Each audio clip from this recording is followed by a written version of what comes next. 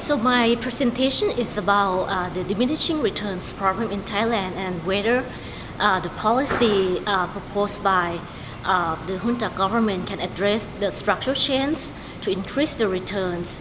So after the coup, we noticed that not only export growth declined, but we also saw this decline in investment in both structure and equipment, despite the announcement of large infrastructure projects, including public work in the road, in the railway.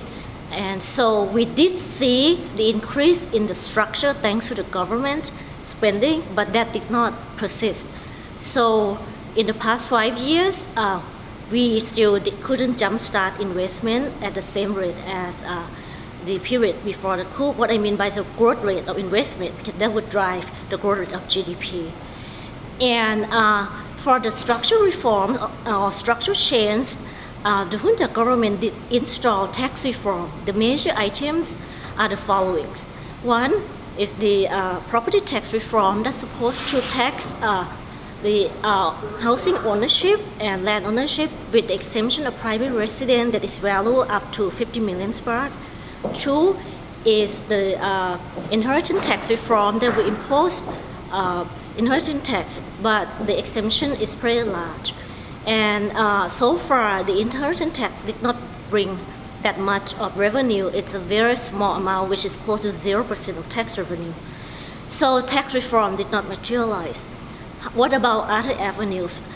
For instance, as I said, the junta government contemplate in improving infrastructure, and now the State Railway of Thailand is building a new and large new network of trains, including high-speed train network, and the government provide the land and the track. However, the train will be discussed later, will come from China. Certain lines will come from China, certain lines will be purchased to different suppliers.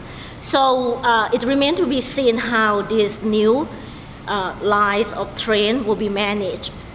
We don't know much about the management plan. We only know about the construction plan. And so that's one risk that will be associated with the future productivity. It's how far this new infrastructure will be managed. And the other risk that we see, especially in the media, since last year was the cost of pollution, and Thailand, especially Bangkok and Chiang Mai, in large metros suffer with air pollution. And it has been known that this is an ASEAN-wide problem since more than 10 years ago. We tried to address with ASEAN, but so far there's no clear solution in terms of tax or any cooperation in terms of taxation on the pollution. So that will be a major cost down the road, because the pollution incident had been much more severe than the past, and it expects to get worse. So these are the main components in the risk associated with the investment in Thailand. Thank you.